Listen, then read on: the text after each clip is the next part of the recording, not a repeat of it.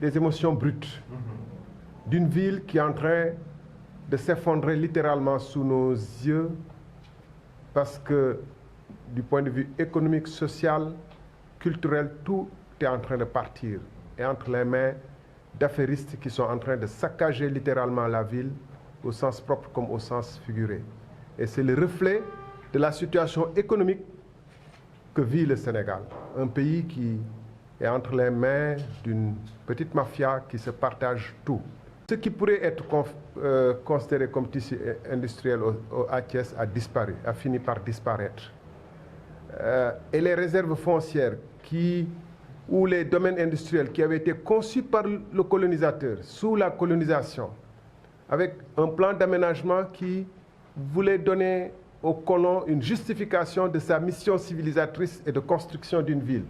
Domaine industriel de Thiès, des aménagements, des boulevards relativement grands, tout cela est en train de disparaître. Les ouvriers de Thiès, les artisans de Thiès, le secteur informel de Thiès, je parle des mécaniciens, etc., n'ont pour ainsi dire pas de place dans la ville.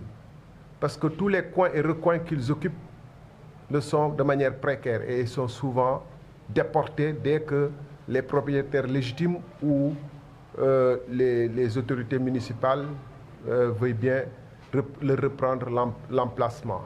Pendant ce temps, les écoles qui ont fait la fierté de la ville de Thiès, le lycée Malick Sy, les écoles telles que Malick Kaïré, Thierno Souleymane, Aliba, Ibrahim Jacquet et j'en passe, sont en train de s'effondrer sous nos yeux.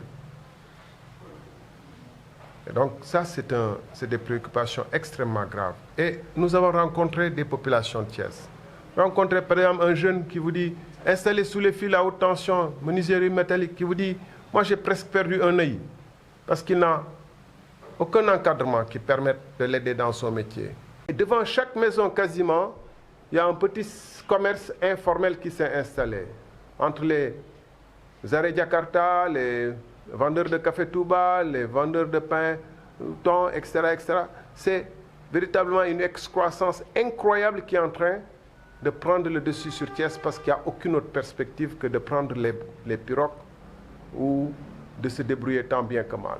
Parce que le phénomène de l'immigration clandestine est le sommet de l'iceberg de la misère sociale, de la misère économique qui frappe les jeunes, qui vous disent on en a marre d'être harcelés, on en a marre des tracasseries de toutes sortes qui nous privent de nos recettes journalières.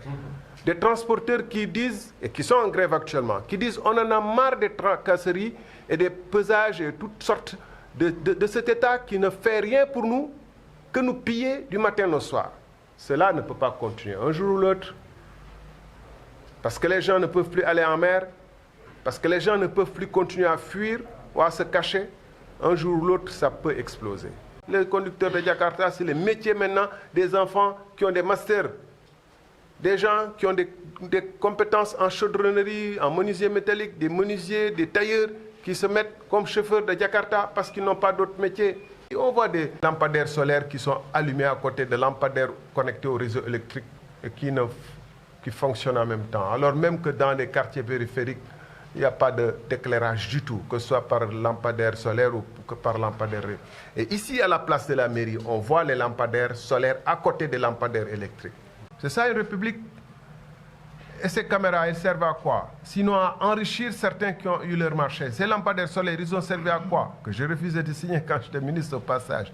1,140 million lampadaires qui auraient pu, si on voulait, servir aux menuisiers métalliques d'ici, aux artisans d'ici pour trouver du travail. Il y a un temps pour la politique politicienne. Mais il y a un temps pour se lever, voir le danger, voir l'orage qui se soulève, voir la misère du peuple, voir les mécontentements, voir les difficultés. Et en tant que président de la République, trouver enfin des solutions. L'ultime rempart de la République est en train de céder.